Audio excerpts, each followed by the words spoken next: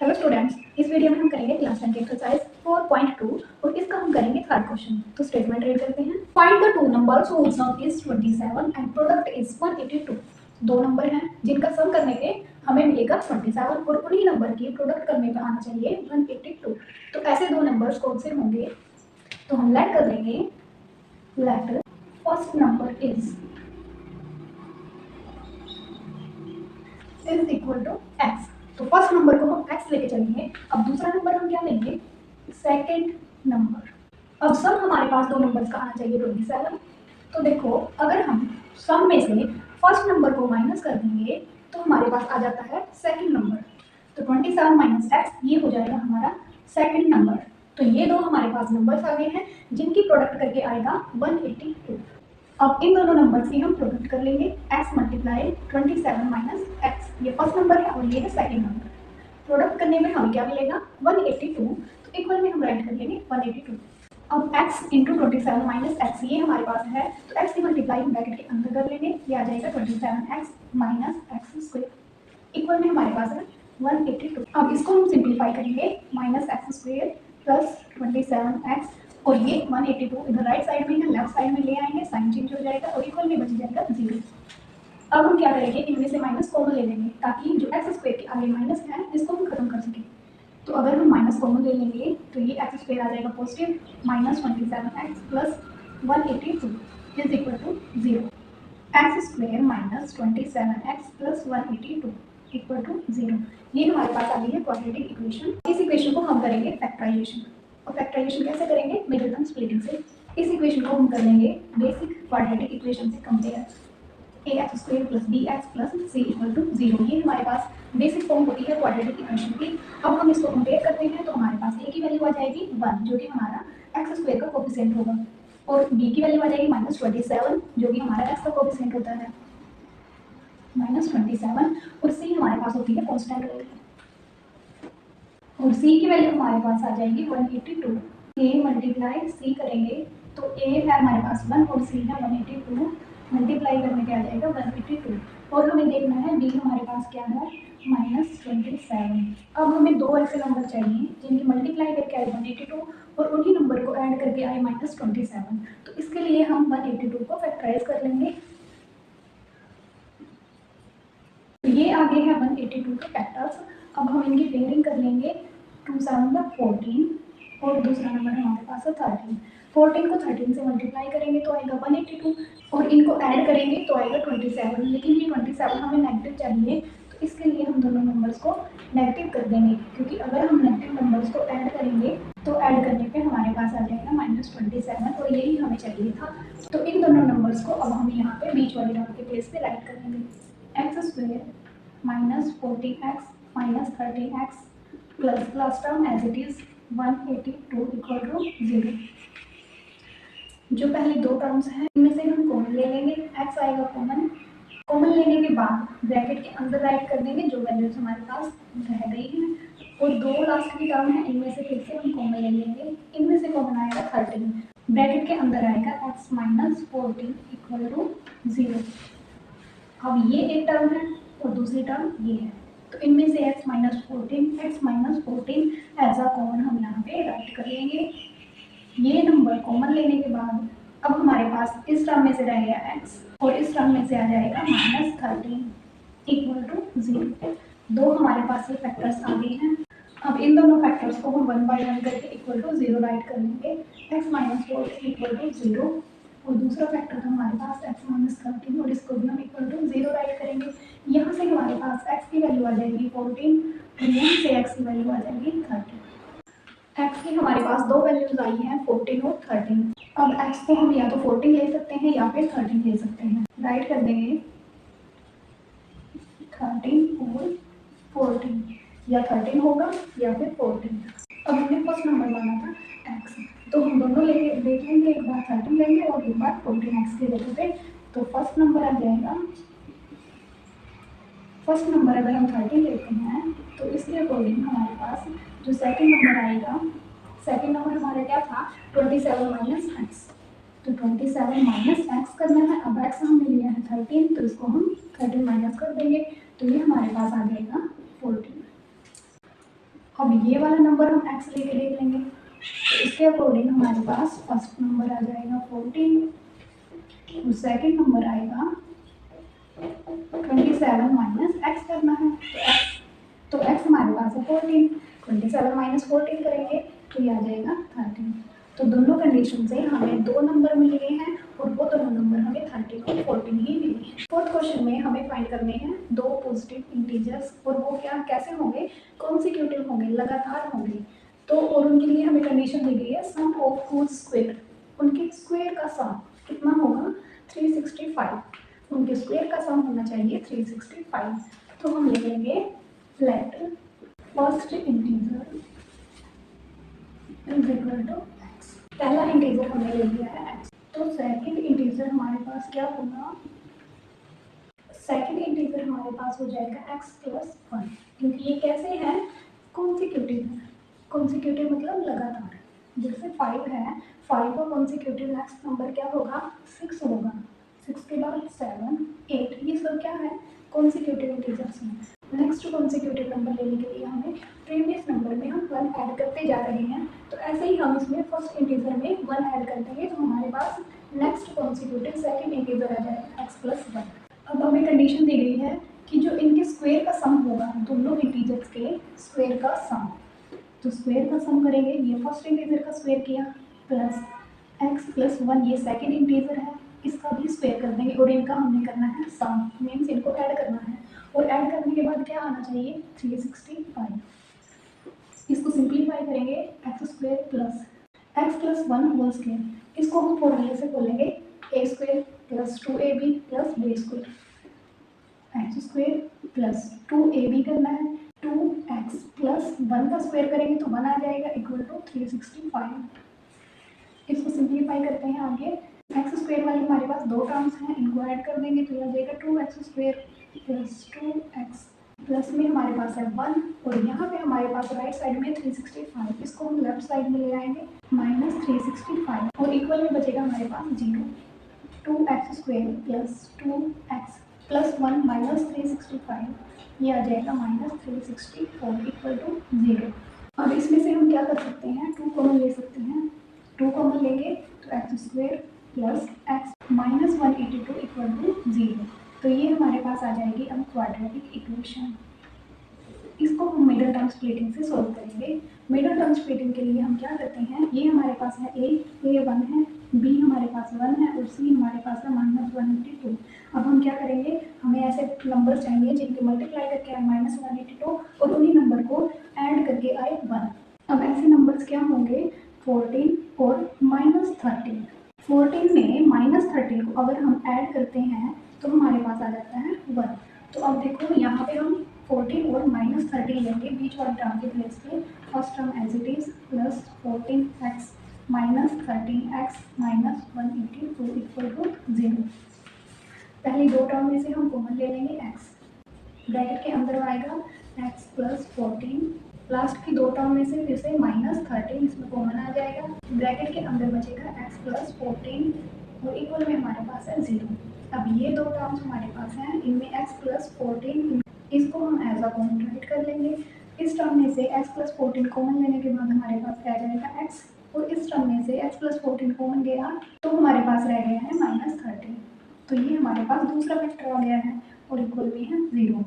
अब इन दोनों फैक्टर्स को हम इक्वल टू 0 राइट करेंगे, x प्लस 14 इक्वल टू 0 और दूसरा फैक्टर था x माइनस 13 इक्वल टू 0। तो यहाँ से हमारे पास x की वैल्यू आ जाएगी माइनस 14 और यहाँ से हमारे पास x की वैल्यू आएगी 13। तो हम x की ये वैल्यू तो नहीं लेंगे, हम लेंगे x की वैल्यू 13।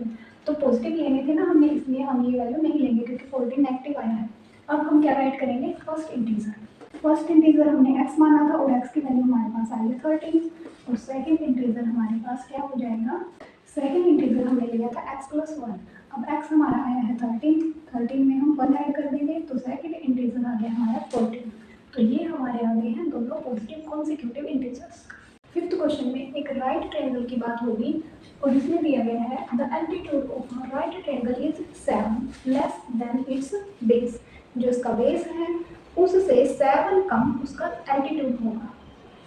और क्या दिया गया है, if the hypotenuse is 13 centimetre, hypotenuse दिया गया है 13 centimetre, find the other two sides, बाकी दो साइड्स हमें फाइंड करनी है। तो राइट ट्रायंगल होगी जो, ये हमारे पास एक राइट ट्रायंगल है, इसमें हमें दिया गया है जो हाइपोटेनियस है वो 13 है, तो यहाँ पे हाइपोटेनियस 13 दिया गया है। और क्या कहा गया है, एल्टीट्यूड है जो राइट ट्रायंगल का वो 7 सेंटीमीटर लेस है किससे, इसके बेस से। तो ये हमारे पास बेस है, इसको हम x मान लेंगे।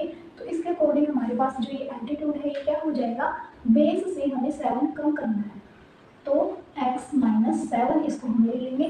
तो अब देखते हैं हमारे पास क्या सिचुएशन बनती है। राइट करेंगे, let base of triangle is equal to x centimetre, the altitude is equal to x minus 7, क्योंकि जो एल्टीट्यूड है वो बेस से 7 कम है, तो इसको हम ले लेंगे x माइनस 7 सेंटीमीटर। एक पाइथागोरस थ्योरम होती है और उसके अकॉर्डिंग क्या होता है, एल्टीट्यूड का स्क्वायर प्लस बेस का square is equal to hypotenuse square. तो इसके अंदर हम वैल्यूज पुट कर देंगे। एल्टीट्यूड हमारे पास क्या है, x माइनस 7 और इसका हमें करना है स्क्वायर, प्लस बेस का स्क्वायर करेंगे। बेस हमारे पास है x, तो ये हो जाएगा x का स्क्वायर इक्वल टू, अब हाइपोटेनियस क्या है हमारे पास 13, तो हम राइट कर देंगे 13 का स्क्वायर।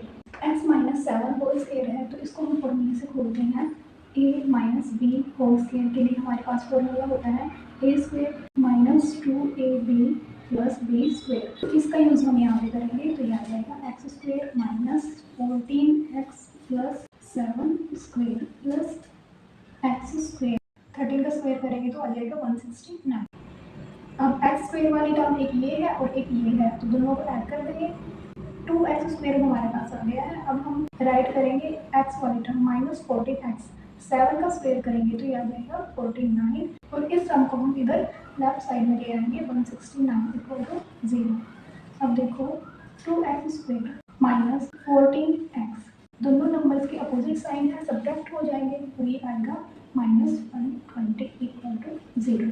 अब हम इनमें से 2 कॉमन ले लेंगे, 2 हम इनमें से कॉमन लेंगे तो ब्रैकेट के अंदर आ जाएगा x square minus 7x minus 120 equal to 0।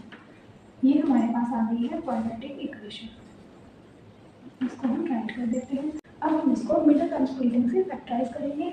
अब हम इसकी मिडिल टर्म स्प्लिटिंग करेंगे तो first term as it is, अब बीच वाली टर्म के प्लेस पे हमें ऐसी वैल्यू राइट करनी है कि उनकी मल्टीप्लाई करके आए 120 और उन्हीं नंबर्स को ऐड करके आए -7। ऐसे नंबर होंगे 12 और 5। अब इनको 12 में अगर हम 5 ऐड करेंगे तो हमारे पास -7 नहीं आ रहा, इनको ऐड करने पे आ रहा है 70, हमें चाहिए -7। तो इसके लिए हम क्या करेंगे, अगर हम 12 को नेगेटिव लेंगे तो इनको ऐड करने पे आ जाएगा -7, तो हम 12 लेंगे नेगेटिव और 5 लेंगे positive, -12x plus 5x minus 120 equal to 0। पहली दो टर्म में से x कॉमन आ जाएगा, ब्रैकेट के अंदर बचेगा x माइनस 12, दोनों टर्म लास्ट की है। अब इनमें से हम कॉमन लेंगे, इनमें से कॉमन आएगा +5, कॉमन लेने के बाद ब्रैकेट के अंदर आ जाएगा x माइनस 12 इक्वल टू 0। ये एक टर्म है, ये दूसरी टर्म है, इनमें से हम x minus 12 as a common यहाँ पे राइट कर लेंगे। कॉमन लेने के बाद इस टर्म में से हमारे पास बचा x और इस टर्म में से बच गया 5, तो x प्लस 5 ये हमारा दूसरा फैक्टर हो गया है। तो इन दोनों फैक्टर्स को हम 1 बाय 1 करके इक्वल टू 0 राइट करेंगे। पहला फैक्टर हमारा था x माइनस 12, इसको हम इक्वल टू 0 राइट करेंगे। दूसरा फैक्टर है x प्लस 5 इक्वल टू 0। यहाँ से हमारे पास x की वैल्यू आ जाएगी 12 और यहाँ से x की वैल्यू आ जाएगी -5। अब 12 और -5 दो वैल्यूज आई है x की, तो हम इनमें से कौन सी लेंगे, हम पॉजिटिव वैल्यू लेंगे, नेगेटिव वैल्यू नहीं लेंगे। नेगेटिव क्यों नहीं लेंगे, क्योंकि किसी भी लेंथ की अगर मेजरमेंट हम करें तो वो नेगेटिव में नहीं होती, वो पॉजिटिव होती है। तो हम x की वैल्यू 12 लेके चलेंगे, -5 नहीं लेंगे। अब जो हमने स्टार्टिंग में एज्यूम किया था उसके अकॉर्डिंग हमारे पास बेस क्या हो जाएगा, base of triangle is equal to 12 centimetre. और एल्टीट्यूड हमारे पास क्या लिया था हमने, एल्टीट्यूड x माइनस 7, तो x हमारे पास है 12, माइनस करेंगे 7 तो ये आ जाएगा 5 सेंटीमीटर। तो बेस आ रहा है 12 सेंटीमीटर और एल्टीट्यूड आया है 5 सेंटीमीटर। 6th क्वेश्चन की स्टेटमेंट रीड करते हैं। इसमें दिया गया है a cottage certain number of poetry articles in a day। एक कोटेज इंडस्ट्री है, वो क्या कर रही है, एक दिन में कुछ number of poetry articles produce कर रही है। It was observe on a particular day, किसी एक पर्टिकुलर डे पे ये ऑब्जर्व किया गया कि जो कॉस्ट है प्रोडक्शन का हर एक आर्टिकल का was 3 more than twice the number of articles produced on that day। हर एक आर्टिकल के प्रोडक्शन का कॉस्ट कितना है, जितने आर्टिकल्स एक दिन में बने उसका ट्वाइस और उसमें 3 ऐड करने हैं। तो देखो आगे दिया गया है, if the total cost of production on that day was ₹90। Total cost of production, जो प्रोडक्शन हुआ उसका टोटल कॉस्ट ₹90 है। तो हमें फाइंड करना है number of articles and cost of each article. इसके लिए हम लेट करेंगे number of article produced in a day. Let the number of article is equal to x. एक दिन में जितने आर्टिकल बने वो हमने एक्स मान लिए हैं। अब हमें इसका कॉस्ट देखना है, कॉस्ट ऑफ ईच आर्टिकल। हर एक आर्टिकल का कॉस्ट, उसके लिए क्या कंडीशन दी गई है इसमें, जो कॉस्ट है हर एक आर्टिकल का 3 more than twice the number of article. अब नंबर ऑफ आर्टिकल हमारे पास एक्स है, तो इसका हमने करना है ट्वाइस मीन्स 2x, और इसमें क्या करना है 3 more than। अब इससे हमने ट्वाइस ऑफ नंबर से 3 ज़्यादा कर देना है, तो ये आ जाएगा 2x + 3। ये हो गया हमारा कॉस्ट ऑफ ईच आर्टिकल। अब नेक्स्ट वैल्यू हमें दी गई है ₹90। ये क्या है, total cost of production on that day. उस दिन में जितने टोटल कॉस्ट हुआ प्रोडक्शन का वो हमें ₹90 दिया गया है। अब टोटल कॉस्ट कैसे निकालेंगे हम, total cost of production. Total article हमारे बने x और एक आर्टिकल का कॉस्ट है 2x + 3। तो टोटल कॉस्ट कैसे निकलेगा, इन दोनों के मल्टीप्लाई करेंगे, x मल्टीप्लाई करेंगे 2x + 3 से, और जो वैल्यू हमें दी गई है वो हमारे पास है ₹90, तो वो भी इसी के इक्वल हुआ। तो इस वैल्यू को हम यहाँ पे राइट करके सोल्व करेंगे, 2x + 3 = 90। इसको सिंप्लीफाई करेंगे, 2x² + 3x - 90। इस 90 को मैं लेफ्ट साइड में ले आई और इक्वल में बचा 0। अब ये हमारे पास एक क्वाड्रेटिक इक्वेशन आई है और इसको हम कंपेयर करेंगे हमारी बेसिक फॉर्म से, जो होती है हमारी ax² + bx + c = 0। इन दोनों इक्वेशन को कंपेयर करेंगे तो हमारे पास a की वैल्यू है 2, b की वैल्यू है 3 और c की वैल्यू है -90। अब हम क्या करते हैं, a और c की मल्टीप्लाई करते हैं, a मल्टीप्लाई c करेंगे तो ये आ गया -180। अब इसको फैक्टराइज करने के लिए हमें ऐसे नंबर चाहिए जिनकी मल्टीप्लाई करके आए -180 और उन्हीं नंबर को ऐड करने पे आए 3। तो ऐसे नंबर्स क्या होंगे, 15 और -12। 15 को -12 से मल्टीप्लाई करेंगे तो आता है -180। 15 में -12 ऐड करेंगे तो आता है 3। तो इन दोनों नंबर्स को हम यहाँ पे बीच वाली टर्म के प्लेस पे राइट करेंगे। First term as it is -12x + 15x - 90 = 0। अब पहले दो टर्म में से हम 2x कॉमन ले लेंगे, ब्रैकेट के अंदर बचेगा x - 6 प्लस इन दोनों टर्म में से आ जाएगा कॉमन 15, ब्रैकेट के अंदर बचेगा x - 6 = 0। अब x - 6 इन दोनों टर्म में से ऐसा कॉमन राइट कर देंगे, इस टर्म में से बच जाएगा 2x और इस टर्म में से बचेगा 15 + 15 = 0। अब दो फैक्टर आ गए हैं, दोनों फैक्टर्स को इक्वल टू 0 राइट करेंगे तो x - 6 = 0, 2x + 15 = 0।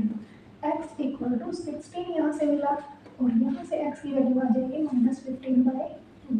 अब x हमने क्या करना था, नंबर ऑफ आर्टिकल्स। अब नंबर ऑफ आर्टिकल्स फ्रैक्शन में नहीं होते और ना ही वो नेगेटिव होते हैं, तो हम लेंगे x की वैल्यू 6 -15/2 नहीं लेंगे। यहाँ से हमारे पास नंबर ऑफ आर्टिकल्स आ गए हैं 6 and cost of each article cost of each article हमारा था 2x प्लस 3। क्या था? 2x plus 3। x का ट्वाइस करेंगे तो यहाँ जाएगा 12, क्योंकि x हमारे पास है 6, तो 6 टू 12 आया, प्लस 3 करेंगे तो यहाँ जाएगा 15। So cost of each article हमारे पास आ गया है ₹15।